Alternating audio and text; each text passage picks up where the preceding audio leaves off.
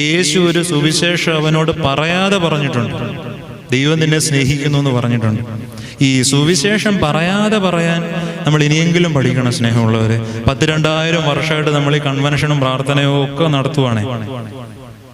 ഏതെങ്കിലും ഒരു മനുഷ്യന് ഇതൊന്ന് കണ്ടിട്ട് ദൈവത്തെ അറിയാൻ തോന്നിയിട്ടുണ്ടോ?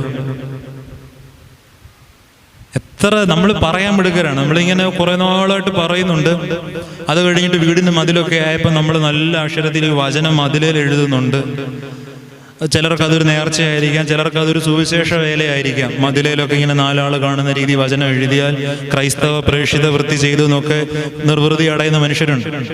പിന്നെ ഇപ്പൊ വാട്സപ്പ് വന്നു കഴിഞ്ഞപ്പോഴാണ് ഇതിന്റെ വേറൊരു ഭീകര വേർഷൻ ഇറങ്ങി.